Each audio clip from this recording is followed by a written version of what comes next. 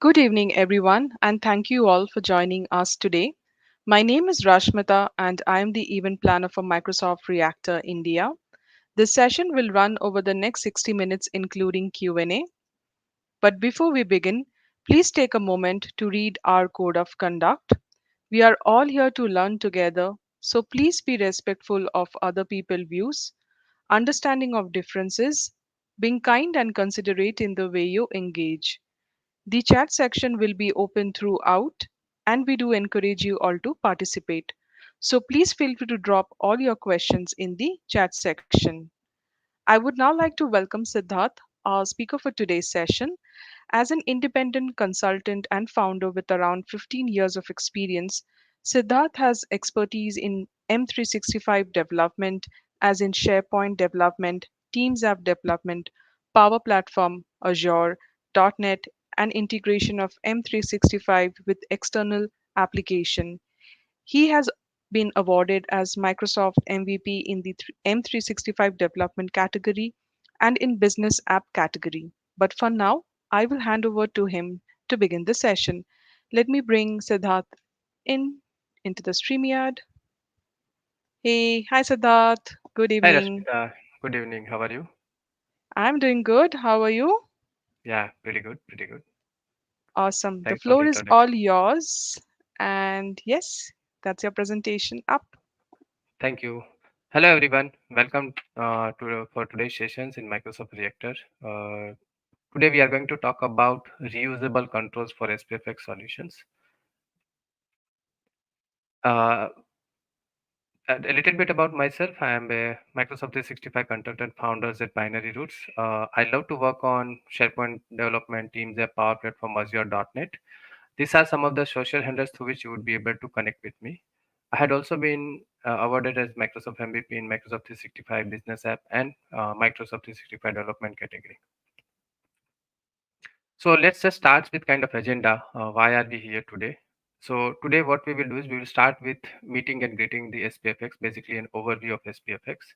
Then we will see about the PNP controls, which are nothing but the reusable controls, as the session title suggests, wherein we have two types of controls which are available: content react controls and the property pane controls. And we will see some live demos on how to use that in your SPFX solutions. And of course, we have Q&A, which we will be able to do. Now, coming to SPFX, right? It's a SharePoint framework solution. Now, people who are working with SharePoint since long for the on-premises also, with every SharePoint version, there has been one or way for us to basically customize the SharePoint. If we are talking about on-premises, the way to customize SharePoint was using custom web parts which we were creating using .NET, or by using the content editor web part and putting the JavaScript object model by calling the REST API. Now, when gradually the cloud technology emerged and when there was SharePoint Online with along with Microsoft 365, which was being introduced, there had been some shift in change in terms how we are developing on SPFX. Because it's a cloud technology, Microsoft is have come up with a new solution from where we would be able to customize the SharePoint. We cannot do server-side deployment on the cloud technology, and that is why the SharePoint framework is basically a page and web part model, which allows us to do client-side SharePoint development. It means that we don't have to deploy any code on the server side or on any of the servers, but still would be able to manage and do some customization around SharePoint. Good thing with SharePoint framework is that it supports the open source tooling. It means it is built on top of all the open source tools which are available, like Visual Studio Code, Gulp, then Node.js, and also the Yeoman generator, through which we would be able to basically build the solution, debug it, package it, and then also deploy it into your SharePoint tenant. Then there are no iframes. It means that SharePoint framework solutions are directly working on your normal page model. Okay, so by default, it is accessible by nature, so it is faster. Plus, there is a way for you to connect at different uh, side of the page within the SharePoint page, which is like header, footer, and within the content page, which is the web part. Okay, depending on what things you wanted to customize, you would be able to create web parts, you would be able to create extensions, you would be able to create library components. Web parts, we already know, are basically kind of a part component which we can deploy it and add it into a SharePoint page. Okay, by nature, web part itself is a reusable thing. It means that you would be able to create a simple web part or a complex web part, and then you would be able to deploy that web part into multiple pages across multiple sites, right? So in that way, what we can do is we can create our solution or small piece of functionality, or divide a larger problem into smaller pieces and create a web part and then deploy it, and we can reuse that web part into different sites. Same way, when it comes to the extensions allows us to basically customize our header and the footer. There are other type of extensions also which is available, wherein we would be able to add some commands into the SharePoint library or list. Plus, there are form extensions also which we would be able to do. Library components are the components through which we would be able to create some reusable components which you wanted to use across your SPFX solution. It means if you have three SPFX solution, and if you think that there is a nature in which there you need to develop something which is reusable, and you wanted to use that reusable component across all the three solution, you don't have to copy the code into your same copy the code into all of the three solutions, but create a separate solution for it, deploy it as a library component, and you would be able to refer it in the different SPFX solution which is available, right? Another good thing about the SPFX is that it also works on the classic page and the modern page, right? Now, whenever we are talking about SharePoint framework, right? Most of the cases, when we have moved from on premises to SharePoint online, there were most of the customization being done was using JavaScript object model, which was using content editor web part. What we do is we refer the sp.js files. We would be calling the REST API. We would be injecting HTML, CSS into our code, into that particular content editor web part, and we would be able to write JavaScript and do that kind of functionality, right? But with modern pages being introduced into SharePoint framework, by default, for any site, uh, scripting is disabled. Okay, but if you still need to enable the scripting, you can do it. There is an PowerShell script through which you would be able to enable the scripting, but you cannot use the content editor web part in your modern pages, right? And that's the reason any customization which you have to do, you would have to do it using SharePoint framework. Now, with this, as we now introduced, ourselves to SharePoint framework web part, what are the different components which are available and through which we would be able to customize? One thing, we have to understand the purpose of a web part, right? As I said, reusability is one of the thing. It means you can build a web part specific to a problem, but if you think that that web part can be used across the pages, you would need to make sure that that web part is reusable in nature, it's configurable in nature, and also you are providing some configuration settings within your web part so that it can be used across different site or different pages. Now, that's the purpose of reusability. Okay, now what happened is, as soon as the popularity of SharePoint framework web parts started growing, there were so many basic requirements which kind of came up, which you would have to do in every web part which you are developing, right? So it means by default, SharePoint framework React web parts are built using either no HTML, Angular, or React, or you can use any front end web part. But because the SharePoint is built on top of the React framework, by default, whenever you are building a web part, it is recommended to you would be able to use React only. Okay, and in that, what you can do is you are using Fluent UI. Now, Fluent UI is basically how Microsoft is using to build the SharePoint interface, not only SharePoint interface, but across all the Microsoft 365 product like Teams, OneDrive. All of them is using Fluent UI only to build the user interface which we are seeing, right? And this and this Fluent UI library would be used. So there are many generic controls which is available. Now, this is a UI library which is available, but it is not specifically meant for SharePoint framework. It can be used in web, it can be used in mobile devices, it can be used in other development platform also, right?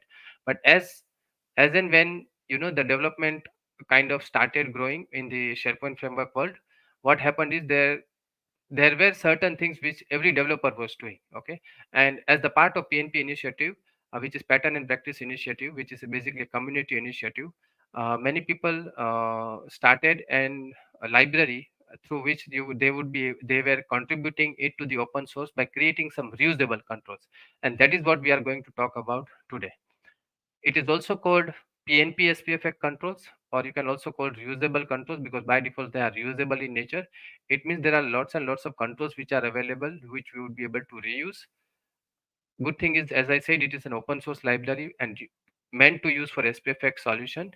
It is owned by the SharePoint engineering team, but it is developed and supported by the community. Okay.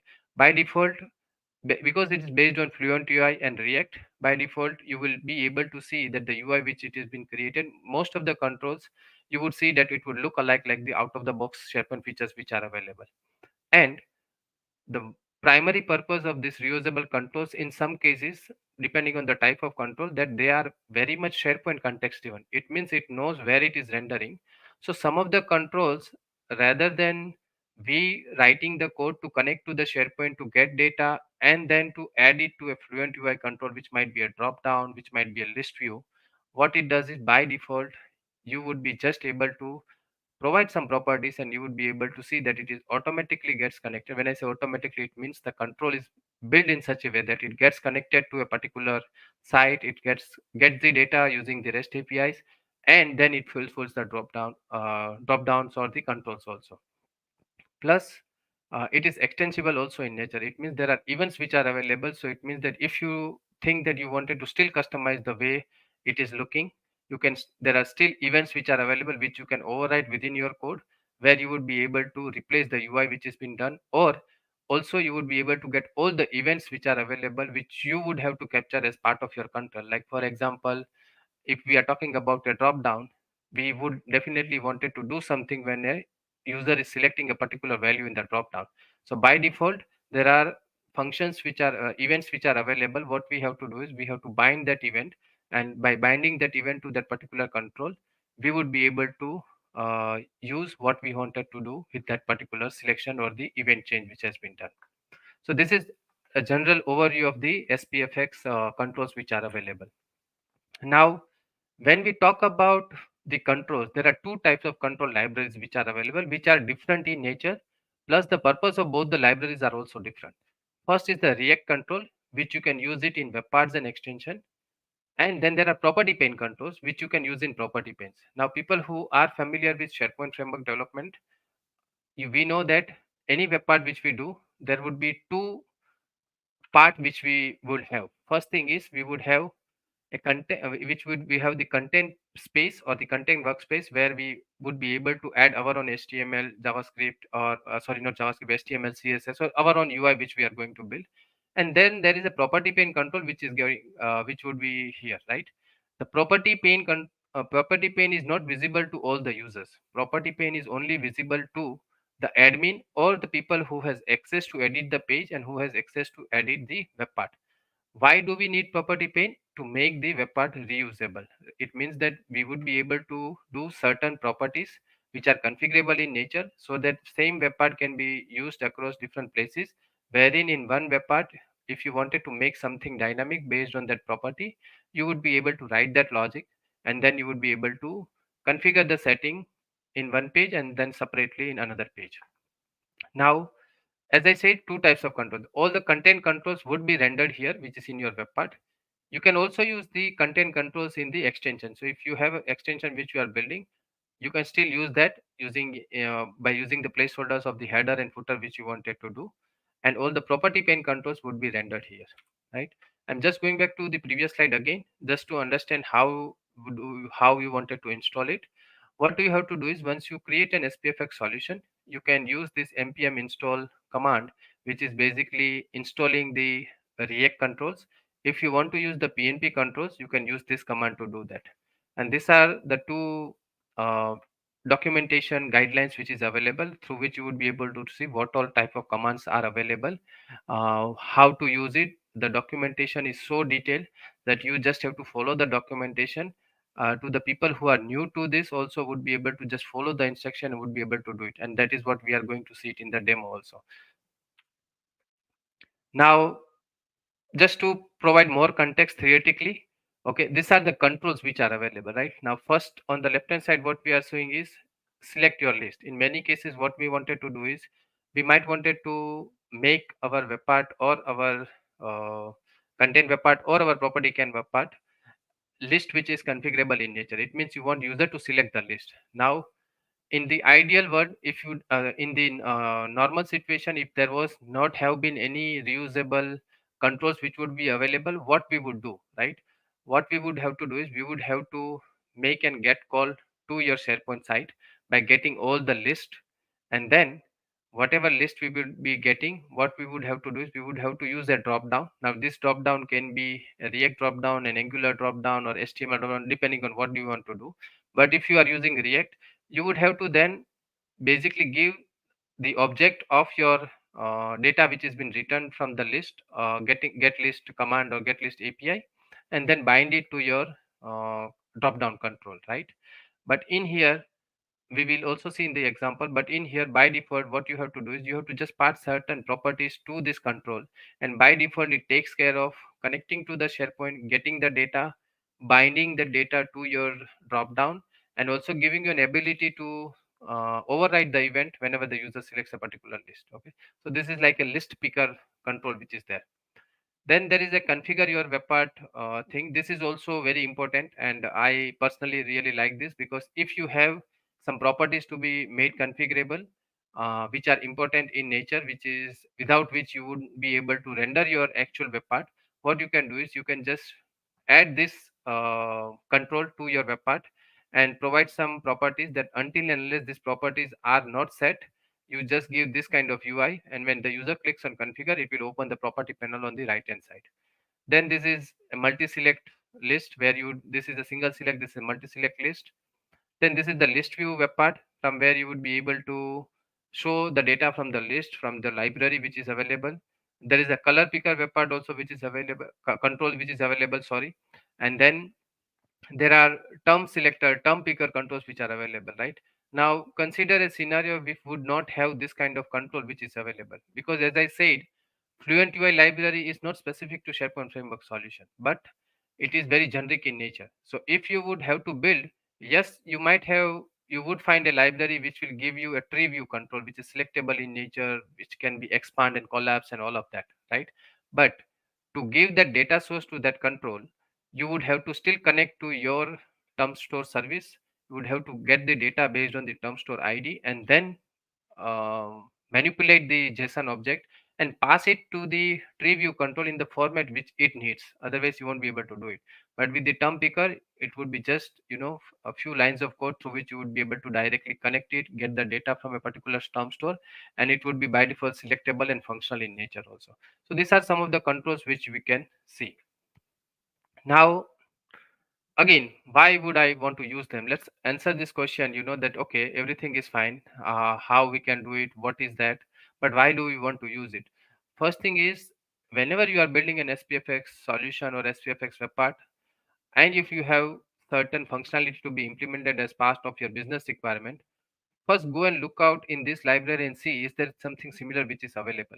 Okay, if it is available, why do you want to reinvent the wheel? You can always use the same reusable control which is available, and you can build it. You don't have to build it on your own. What it will provide us, it will accelerate our development time. So by default, creating, writing code to get data from the SharePoint, putting it into drop down, populating in, all of that would require, you know, some amount of effort to be done. But using this control, it will accelerate the SharePoint. And as I said, there are some controls which are SharePoint specific. Okay, so though one of the importance of using the this control library is that it is SharePoint context driven, it would be able to directly connect to SharePoint to get data. But there are other controls also which are, which works individually, okay, where you can pass your own custom data. But in most of the cases, it is very useful for you to build when you are generally doing an SPFX solution web part.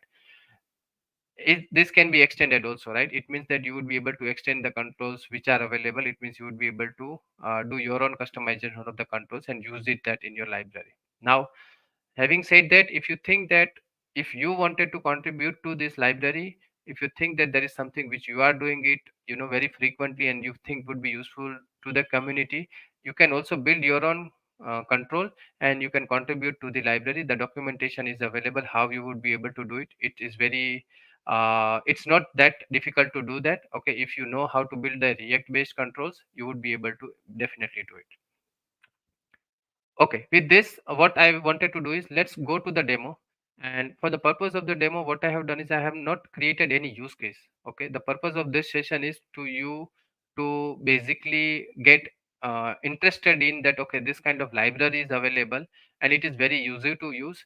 And what are the different controls which are available through which you would be able to use it? So There is no use case. What are we going to do is we are going to go through the documentation, try some controls which are available, add it into your SPFX solution, and just quickly see, how it is behaving, or how much time does it take to basically, develop that kind of functionality, right? So for sake of saving time, what I have done is I have created a default. I have created a default PNP SPFX solution, wherein I have added one web part which is demo React controls. Right. Forget about the other three web parts which are there. We are just going to focus on the demo React controls web part which is available. Now, what we will do is in here, as I said in one of the slides, that I have installed the required package library which was required, right? So one of them, as I said, was the PNP property controls which we have to use. So this is what I have installed, other than the Yeoman generator command which I have run, and then this is the React library. So this is the primary thing. If you wanted to use any controls which is available, you would have to install that particular library, and that library would be installed, and you would be able to use it. Other than that, this is a pure default solution which the Yeoman generator creates with a static web parts which you will do. And how does it look like? It will look like, okay, sorry, I didn't enter so. Okay, so I'm just running the command. So basically this is the basic scaffolding project which we have created. Okay, no fancy thing which has been done. And what we are going to do is we are going to start now adding some libraries or adding some controls to it. To start with, let's do one thing. To start with, first and the foremost thing is the property pane control which is available, right? So this is the documentation link, which is, if you can search for PNP property controls, you would be able to also find it. And then, as we have already installed the library, what you can do is you can go to controls, and here you will see list of all the controls which are available. Okay, so there are so many controls. If you see, this is all of these are just property pane controls. Some of them are, like for example, a simple password control. It means you wanted to create an control within your property pane where you are storing some API keys. It's not advisable to do it to store at the client side, because it would be sent as a part of this thing. But something which you don't wanted to show it, you wanted to just mask it, right? So in this case, by default, the property pane controls which are available will not have it, but using this control we would be able to mask it. Then what you have is, for example, you have a people picker control. It means you might want to do a target audiencing on your web part. It means you want a admin to set that, okay, this web part is only being can be used by certain set of people or group of people. Okay, adding this web part into the property pane control, adding this control into a property pane, what you would have might have to do if it would not have been this control is you would have to build your own, right? It means you would have to select a drop down, or you would have to people picker field or something, and then build it. By using this, you would be able to quickly do it. Same way, the most and the common thing is you wanted to make your SPFX web part always configurable in terms of where it is getting data from, right? And the first and foremost thing would be the SharePoint site. So it means you wanted to make your SharePoint site URL configurable from where you wanted to get data. Second most common thing would be to use the list picker, right?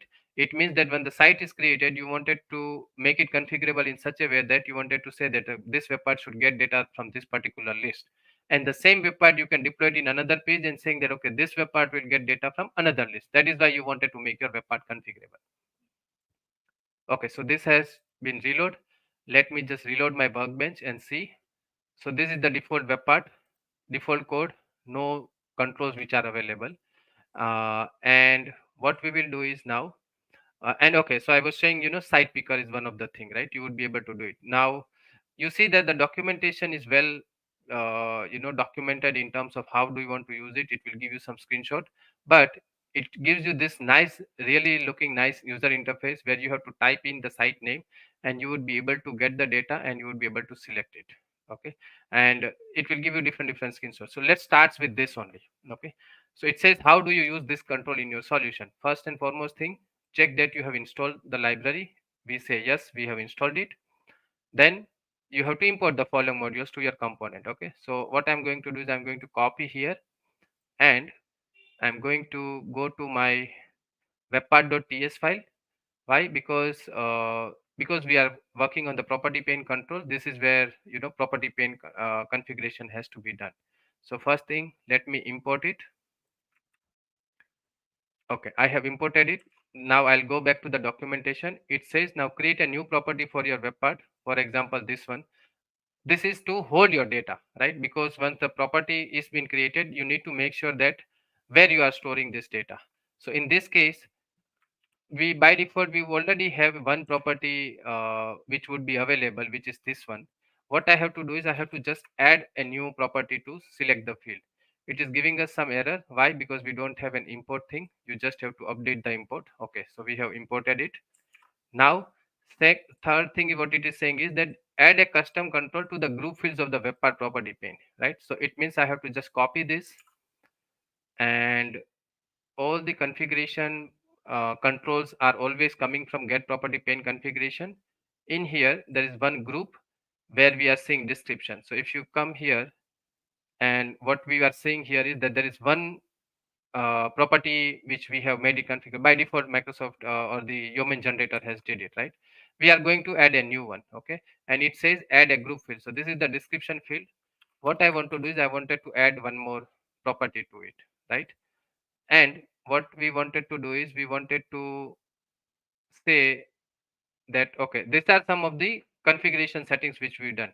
Now this line is important. You see, by default it says this is the context, and that is how the control would know that okay, I have to go to this current site or the current context and find all the sites on which the current logged in user has access and build it. Okay, what I'm going to do is I'm going to save this, and there are other properties also which is available. And what you can do is you can also see the documentation of each and property to find out what that property means. Do you want to allow multiple select or not? Okay, do you want to make the control enable or disabled? Then what should be the label of property to be displayed on the top?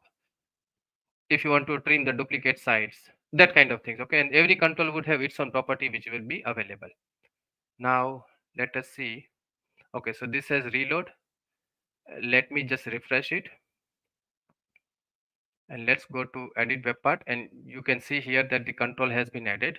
And let me try to search some sites here. So if everything goes well, you are seeing that it is trying to search the site from home. It means there are the sites which are available. If I go and try to find some other search, it is going to try and find some other search which are available, and this is how you would be able to kind of do it. Now, so this is the property pane control which is available, right? Similar way, and this property or this control or the site which we will select, by default this selected site would be added into your property which we have created, which is on the top in here. So okay, so then now you can use this to control your context, and if you wanted to get data not from the page where the your web part is being added but into some other sites, you can still do that. And this is how you would be able to do it. If you would have to do it manually, you would have to make a graph API call, you would have to make the SharePoint REST API call or SharePoint search calls, get all the sites, build this control and all of that. But this, in this way, you can see how easy it is for you to directly go and just try and use this control, right?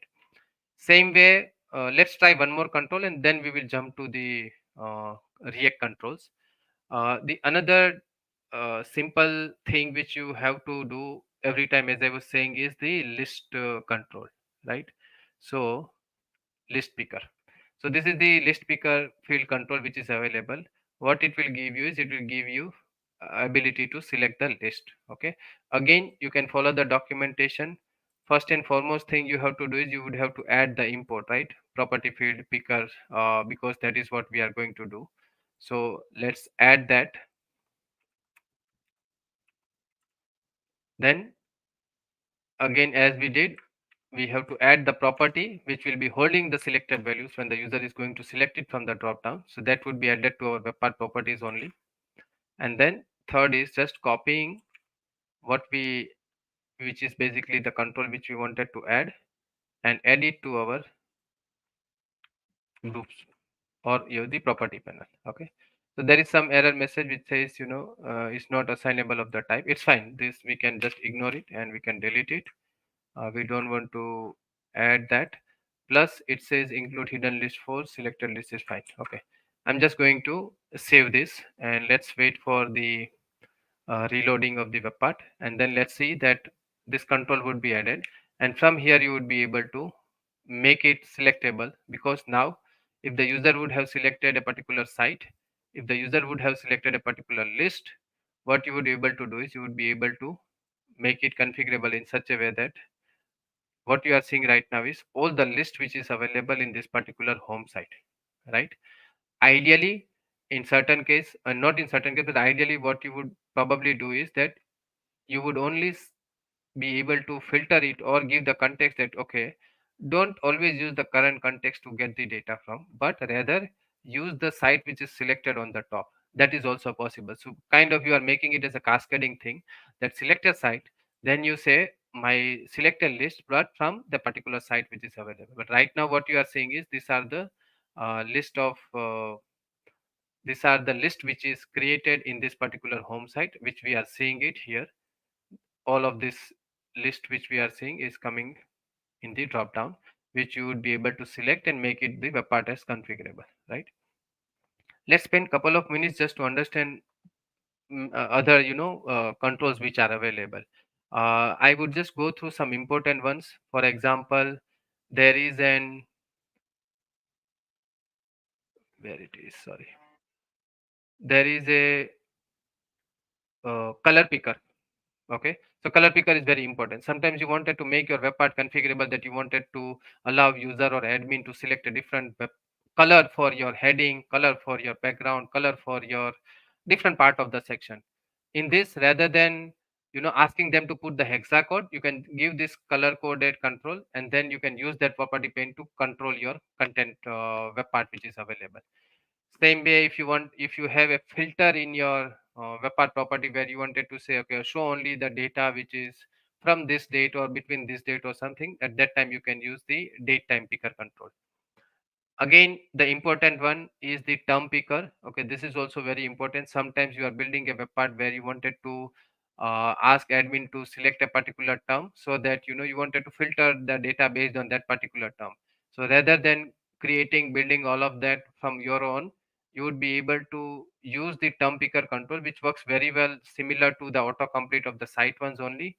And again, the implementation is very simple. You just copy, import the library or the field picker which is available. You create a property or add an attribute in your property to hold the user selected terms, and then you just go and add it into your this thing, and by default it will add it. Now if you see here, there would be one thing which would be to allow you to select a particular limit by group name or id, right? It means that if you wanted to only show, your term store is always hierarchical in nature, so there would be term set, then there would be terms, then there would be subterms, then there would be subterms. It can go to a number of this thing. If you wanted to just limit and show and start with a particular hierarchy, you can use this group name or by term set name or id. When you will put that name, it means that by default the first term on the top would be based on the term set name or id which you have. Okay, this way you would be able to make it configurable in terms of not showing all the terms which is available within your tenant. So these are some of the basic property pane controls which is available. One last important one which is very important and which is very useful is, what if you wanted to store collection of the data as in configurable. Okay, you just don't want to store one field, two field, three field, five field, you wanted to store whole JSON objects. Okay, this property field collection would be able to help you to do that. By default what you have to do is you have to give the fields which you wanted to store and its type. By default what it will give is it will add one button in your field collection object, and based on the columns or fields which you have given and the type you have given, it will create this kind of data panel header, from where user would be able to select multiple things. Okay, so if for example you wanted to say okay, you are creating a carousel library and you wanted to say okay, always this three carousel in this particular image. In this case, rather than saying carousel 1 image, carousel 2 image, carousel 3 image, you can use this property field control and you would be able to make it dynamic to n number of control fields collections which are available. Again, this is very similar in nature. Only thing is, to make this field dynamic, what you have to do is, you if you have your apis which is available or if you wanted to get it from external data, before you actually call this data, you can just, this is just an array of object which you have to pass to the field, right? So if you want to get it from some external system or something, make sure that you make the API call well before the initialization of the property pane control gets loaded, and then pass that object here rather than this static data, and you would be able to do it. So this is how you would be able to make it. And then there are so many others which are available, which is column picker, through which you would be able to select the columns. Then folder picker, if you want if you are creating, sorry, I don't know why this page is not working, but folder picker is more or less wherein you would have to select a particular folder, and then based on that you wanted to filter the data, that I wanted to show data on this web part only from this particular folder, then folder picker is available. You don't have to ask user to type in the name. When they type in, they make mistake, but if you allow them to select the folder in the hierarchical nature, they would be able to particularly select that folder which is there. And then there is swatch picker also. This is also very important. If you don't wanted to have full color palette, then you can use this swatch picker control which is available. Then there are some spinners which are available, which you can use based on the selection which is there. Okay, so this way, with this I wanted to conclude the first part, which is property pane controls which are available based on your requirement. Whenever you think that there is something which you wanted to make it as a configurable, first go to this library and try to see if there is something which is readily available. As I said, the most common used one are selecting the site, selecting the list, selecting the terms, selecting the managed field collection data, which I was showing you. These are some most common ones which are used in the property pane control, which you can use. With this, let's go to the React controls, right, which is basically the content controls. So content controls are the controls which would be kind of place it here, right? It means it would be part of our web part content. Okay, for that we have a separate library, and the name of that library is SPFx controls React. Similar kind of documentation, there would be an instruction installation guideline, and then there is a control which control a page wherein you would be able to see list of all the pages. Okay, controls, React controls are more than the property pane controls, because most of the time these are the controls which are commonly being used or everywhere, right? Now see here, uh, there are so many controls which are available, right? Like for example, if you wanted to make an accordion, okay, which is accessible accordion in nature, you would be able to do it, and there is again similar kind of instruction which is available. Then what do you want to do is, you wanted to make an adaptive card host. It means you wanted to show an adaptive card into your web part. That is what you would be used. If you wanted to create a carousel, you would be able to create this kind of carousel here. What you have to do is you have to just introduce the import the library, and you have to follow the steps which is added here. Okay, now the ones which we are seeing right now has nothing to do with SharePoint. It means that you would have to still make an API call to get data from the SharePoint and then use it. But this is still useful. Why? Because many a times you wanted to build a carousel. Okay, many a times you would rely on an external React library to build a carousel. But with this, it is available with this library which is available. You would be able to build it. You would be able to give the images or elements of the images, and it will by default make that control things. Then there are charts which are available. Okay, now here also let's start with the first piece. Okay, just to set the context, uh, there are uh, there are controls which are available, which was there in the property pane, which is site picker control. I don't know how much this would be useful in a web part, but to understand that, okay, there is a site picker control which is available. For example, you are building an utility for your admin, okay, not for the end user. What do you wanted to do is you are making a web part which is very common in nature, where you wanted user to select a site, and then when the user select a site, you wanted to select a list, and then the user select a list, you wanted to select something columns or something, and based on that you wanted to show something that user that, okay, like for example, somebody has developed in the SPFx control library, where they are showing the permission of a particular library, how many items had been broken, permissions or not. If you want to, if you make this as in configurable in your admin web part, then the admin would have to deploy it in many places, right?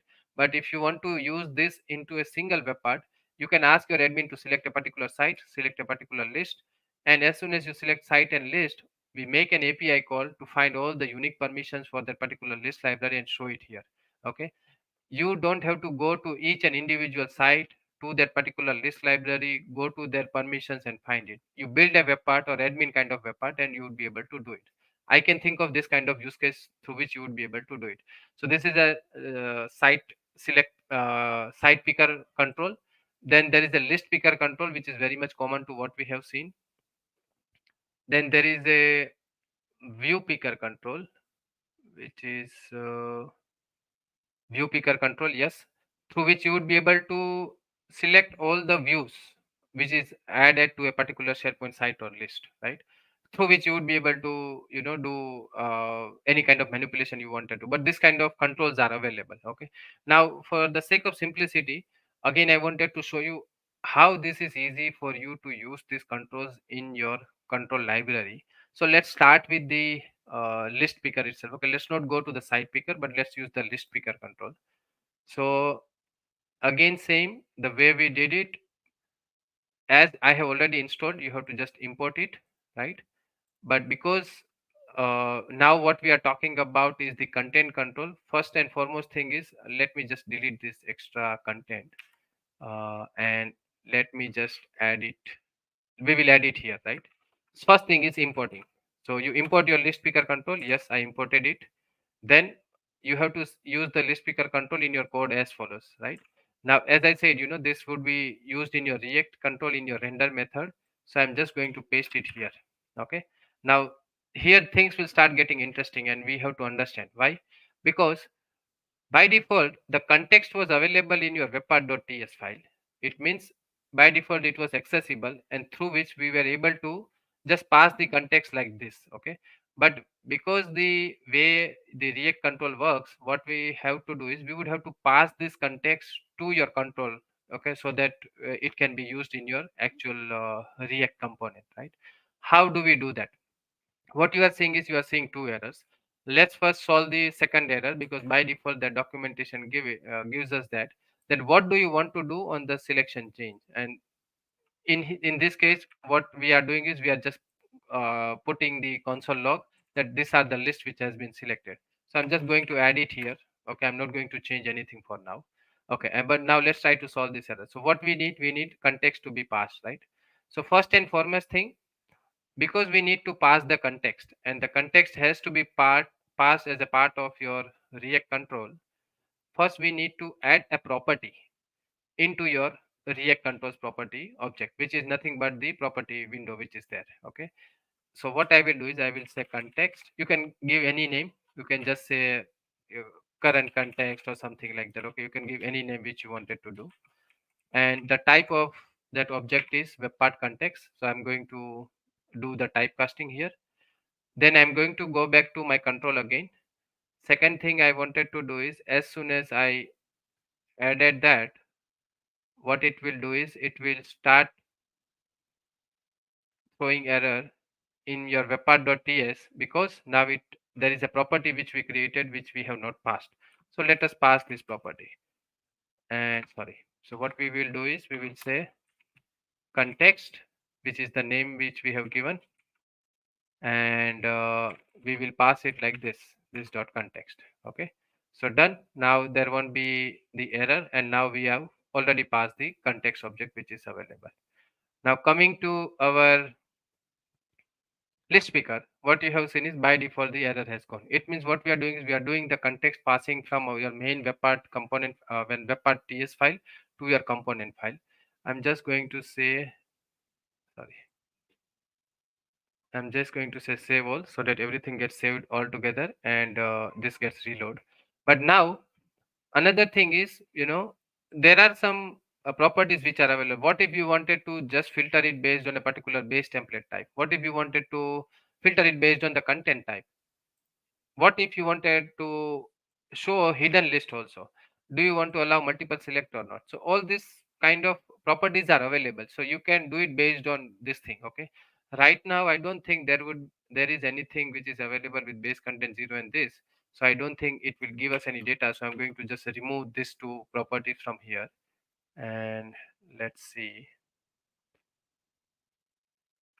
I'm going to save this. Okay, but as I was saying, there are ways for you to configure your control also. Okay, it's not just that you have to use what is available. It has been well thought through what are the reusable or reconfigurable thing which has to be done, and based on that you would be able to basically control it. Okay. Okay, it is still starting the webpack, so it might take some time. Okay, while it is loading, we will we will see some other controls which we are not going to see as a demo, so that it will help you to understand the context. Now, for example, drag and drop files. Okay, very common thing.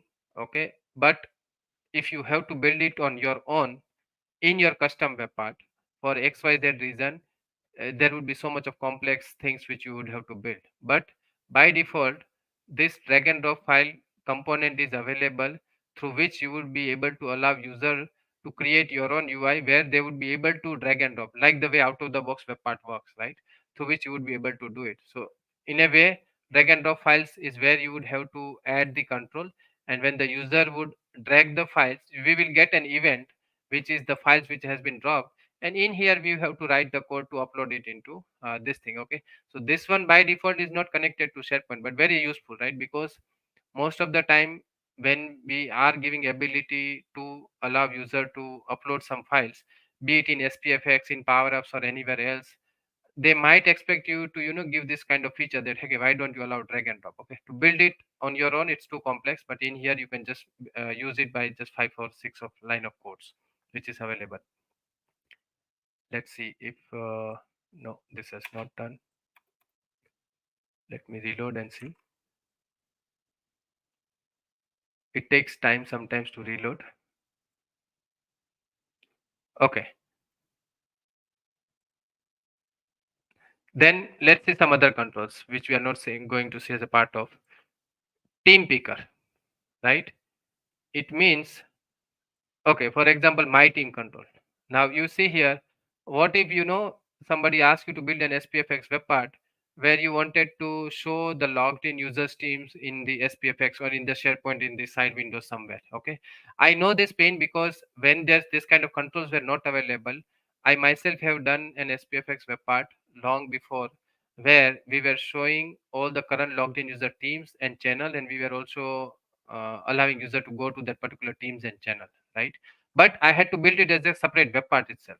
Now somebody in the community came up with the idea, introduce this component or control here, which is looking far good than what I have developed, and it is just basically allowing you to do the configuration by just adding the few lines of code which we are talking about.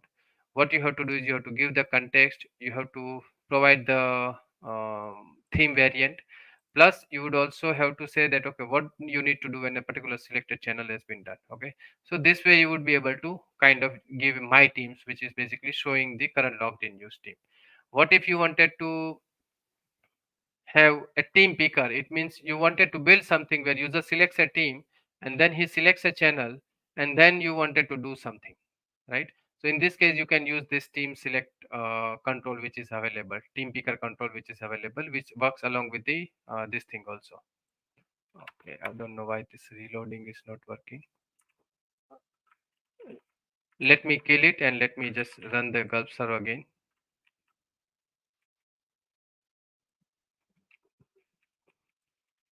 This would be faster. Then breadcrumb. Okay. Now, what if you are building a web part or a solution where you have to show the breadcrumb? Now, consider you building this on yourself. It means you would have to find where the current user is, what is the path where his bit has came. All of this is taken care by just simple 2 lines of code. You just add it here and you just add your side breadcrumb, and it will show you how the user has went. Okay, where the user is right now from local workbench to to-do list. Depending on the site context, it will do it, right? Another very useful control which is there and which you would be able to use. Let me reload it. So let's see the first demo which we added. Okay, what I did is I removed all the extra part which was there, and I just added the list view control. The similar to the way it was working in the property pane, you are able to select the particular list. And what we did is on the selection of the list, we were putting something in the console, right? So let's put it. So if you see here, it is giving you the list ID. right, which is very natural. And from based on this, you would be able to write your own code to do extra operations on the selected list, right? Let's go with some other example. Okay, now what we will do is we will try to make it in such a way. For example, you are building a list, you are building a web part, and then you have a view picker. Okay, now view picker means you selected a list, and then for one list would have multiple views, right? Okay, and to use that, by default, if you have a hard coded value, what you can do is you can just copy this, as I said, and let's import it. Sorry, what did I do wrong? Okay, okay, I imported it. Then I'll just add this control somewhere. Let me add inside a new div. Okay, there is some error. Why? Okay, I think I replaced the list picker thing. So let me just copy the list picker import again, right? Okay, so I did what we were supposed to do. Okay, it says order by title. Okay, I don't want this error, so I'm just going to say title. Uh, okay, I'll just remove it. I don't want it. Then it says what do you want to do when the select of the view changes, right? So for that, again same thing. I'll just put a view picker changer. When the view has been selected, we will add it here, right? And then if you see here, important thing is it is asking you to provide the list ID, nothing else, no context. Oh, sorry, context is there, but what it wants is it wants that, okay, tell me which views I should be load, which should be my source of the list IDs. Okay, now let's do one thing. Let's make it dynamic in such a way that we will only show the views of the selected list which is there on the top, right? So for that, what first thing I have to do is I need to make sure that right now when the list has been selected, we are putting it into console log. We need to hold this into some of the state, right? So for that, first thing I will do is I'll create one uh, interface which is holding my React controls state, right? And let's call it a selected list ID, right? So I have done this. Now second thing is I need to make sure that my component is aware of that state, so I'm just adding the state object here. Third thing is I need to add a constructor. Okay, I'm just copying pasting it from one place to just save the time, but this is very common. Okay, when you are creating a state object in SPFx web part and all of that. So what we are doing is we are creating the constructor, then we are saying that my selected list ID is empty, and then initializing with the empty list ID, and then using it. Now what I have to do is whenever the list has been selected, right, first thing is we will make sure that I have a single string only list object, and I will say this dot set state. In here I will say selected list ID equal to list, right, which are basically the list which has been selected. So now I have, as soon as I will select a particular list from the drop down, I have my list picker introduced here. Now rather than hard coding it here, what I can do is I can say this dot state dot selected list ID, right? But this will not work. I'll tell you why. Because by default, whenever the render control renders, by default it is empty. So view picker would be always empty. And because what we are on selection of the change, we are changing the state, but the state is not dependent on this particular view picker. By default it would be empty. Okay, so what I wanted to do is I wanted to put one condition that show only,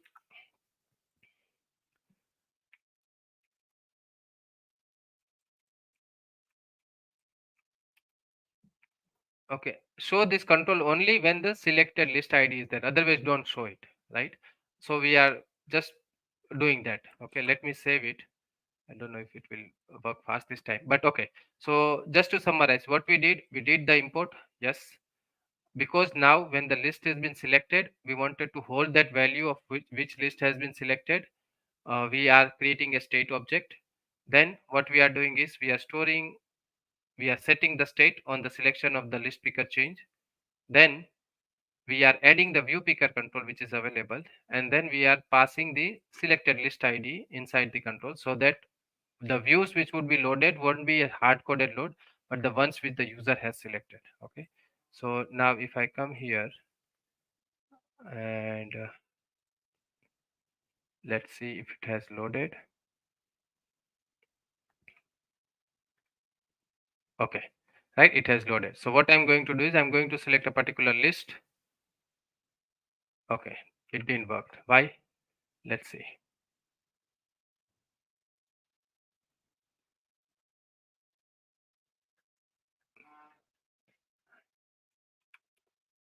Okay, let me see if there are some errors. Yes, there is error. Okay, it says the set state object. Okay, I know why. Because by default,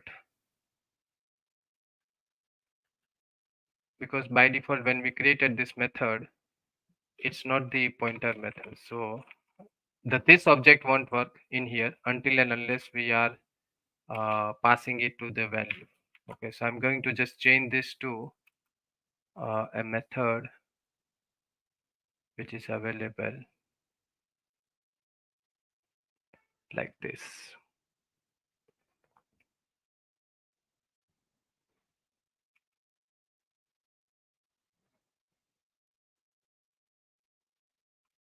Okay, let me do this. Okay, we are just changing the implementation here so that we are using the arrow function, because otherwise this object would refer to this method. What do we want is we want this object to be part of the component. So otherwise that was it was saying that set step did not find. Okay, so generally this is how you would create it. Otherwise you would have to use a bind method here in the render component to do it. But this is kind of the React concept, nothing to do with the PNP thing. So okay, so reload has happened. Now let me go here and let me refresh it, and I'll just preview it and select a particular list. Now you see the list view has came and it is loading the view which has been selected. It means that by default it is loading based on the list being selected. If I change it to something else, okay, it should change to, okay, 1 minute. Let's see. Let's try to find some other view. Yeah, you see, all the other list might have been the Soman views which was created, but otherwise you see here there are for the issue decker there are 5 views which has been created, and you are able to select one, multiple, depending on what you want to do. So this is how you would be able to make it dynamic in such a way that selected list has a view, and that is how the cascading drop down would work. Okay, I'm almost at the time. So what I'm going to do is I wanted to show you quickly 2 3 things. So I'll just copy paste it and we will just try to see whether we are able to view that. First and the foremost thing is the persona. Okay, a very good control. It means if in your custom web part, if you wanted to show a particular if you wanted to show a particular person card, right, there is a live persona which is available.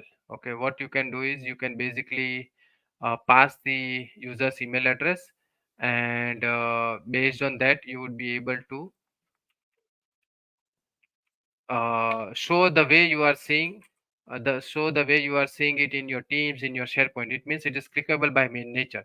You just have to pass it an email address. It will take care of the rendering. It will also take care of opening the pop-up whenever the user is going to select it. Okay, so let me save this.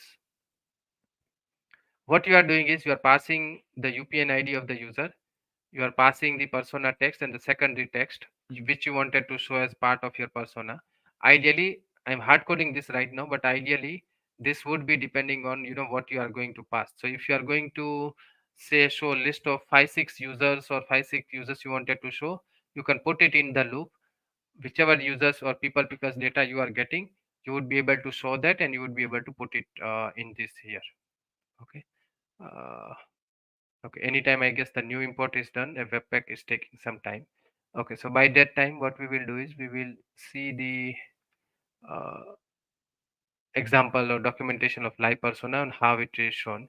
So Joe is the guy who created this particular control, and you would be able to show it, and on click of it, it will open this pop-up, which we are seeing it in our team, SharePoint, everywhere else, right?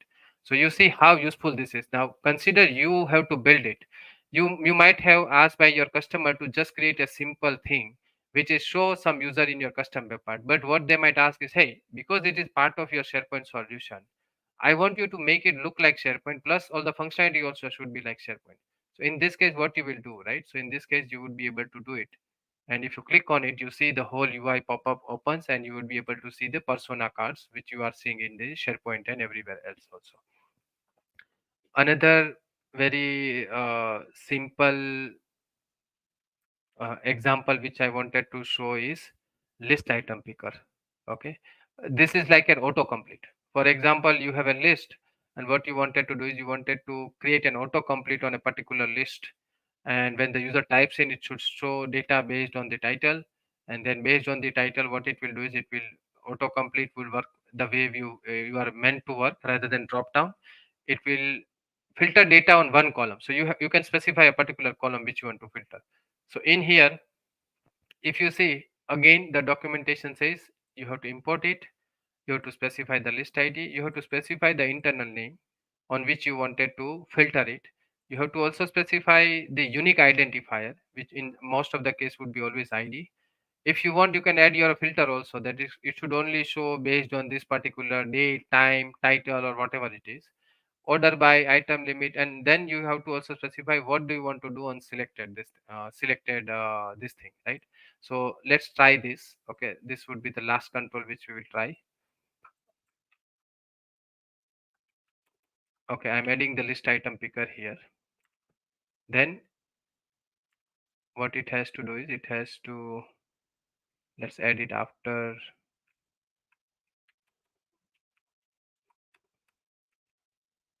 here. So okay, let's, what we will do is we will say, okay, load it based on the selected this thing, right? So I'll say this dot state dot selected list ID, and we don't want it to filter it, we don't want to order it, we don't want to item limit, and we don't want to do, okay, we can say what do you want to do on selected list item.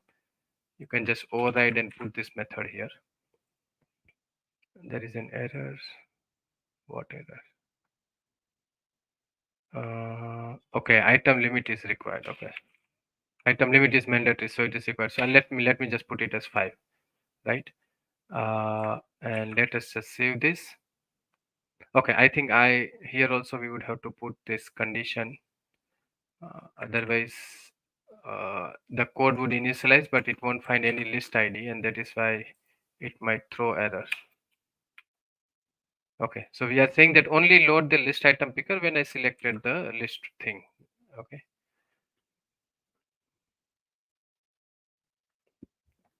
So yes, you can explore all of this on the documentation. There are map controls, there are pagination controls, there are people picker controls, which is also very useful where you wanted to give user selecting it. File picker control is very important, where you will give them the same user experience which Microsoft is giving whenever there is a file upload functionality or an attachment functionality, where it allows you to select file from the recent ones, from the web search, OneDrive site, or custom upload, or you can do it from a particular link also, right? There is a folder explorer. Now if your client asks you to build something like out of the box SharePoint, where you wanted to make it selectable in nature and as functional as the out of the box web part, but with few tweaks. Okay, they might not want to show the command bar on the top. Okay, you cannot do that, but if you want to build it as an SPFx web part, you can do that, wherein you are just showing the data in your control. It would be still workable. It means that once you click on folder one, it would be able to load data of all the folder one and that kind of thing, and then you would be able to do it. So folder picker is very good control. Then sorry, folder explorer. Folder picker is where you would be able to select a particular folder. So list item picker we already checked. List view control is also important, as I said, where you would be able to just give the items and the view fields, and it will create out of the box list view, which Microsoft uses in their own. list item attachments, wherein you would be able to show the existing list item attachment. Plus, you will also able to give an attachment, add attachment, this thing. Okay, and again, if you think it logically, it is always like this, right? List attachments are associated with an list and with an item. So what you have to do is you have to make two things configurable. One is the list ID and the item ID in which you wanted to either display the attachment which are existing, or when the add attachment button is clicked, it is going to be uploaded on that particular thing. Okay. Okay. So our reload has happened. Let's see now.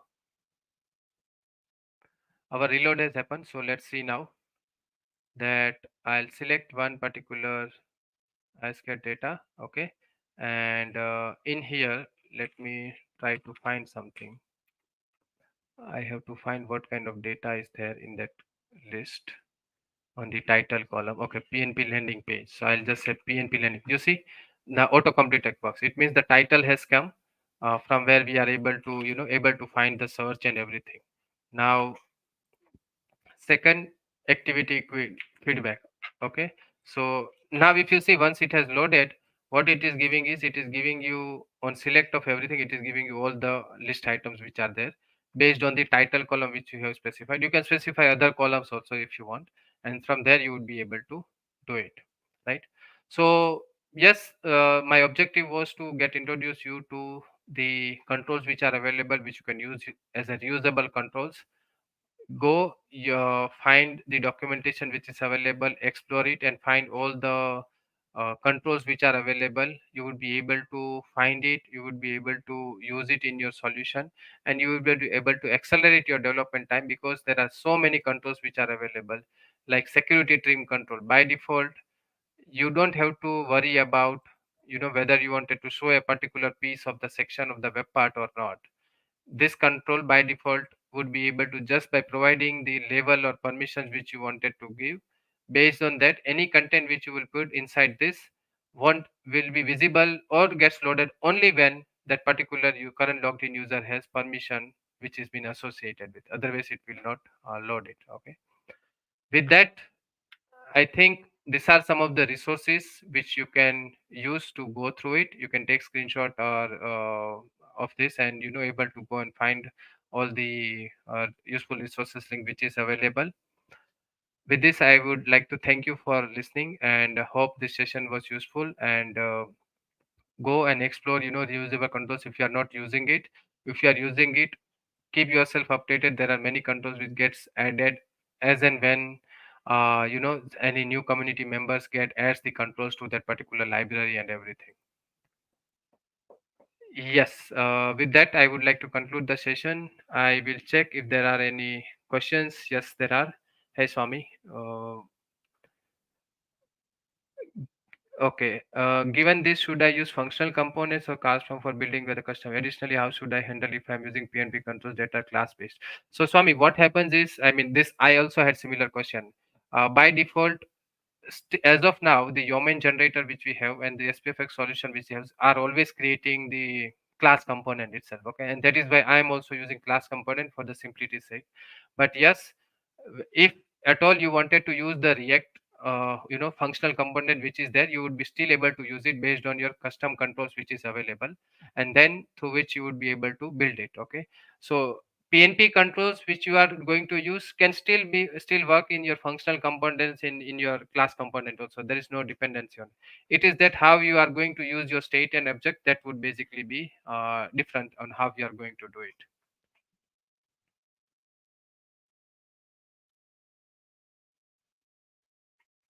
Okay, I think that was the only question. Hope this was answered. uh, Please share the solution link for the reference. Yes, I can do that.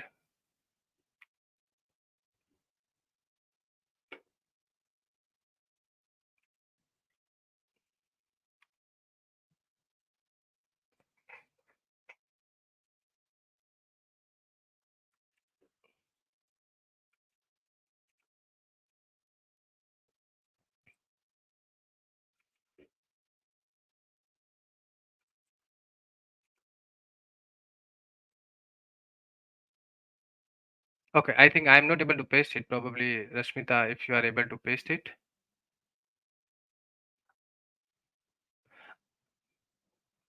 What I will do is probably I'll also share the PPT in the public docs in my GitHub profile, so you can find it from there also.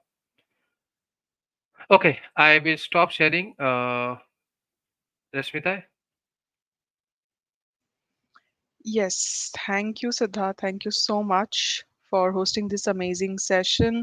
And thank you all for joining us today. I'm sure there would be so much follow up questions from today's session. Please feel free to reach out to Siddharth. His social handle I am just sharing one more time for, in case if you would like to reach out for any links or any presentation or any questions, feel free to reach out to him. And yeah, thank you once again. And also, please use the Learn module links, which I've already shared in the chat, and as well it is displayed. This will actually give you access to take your learning further. Thank you all once again, and enjoy the rest of your day. thanks, Rashmita. Thanks, everyone.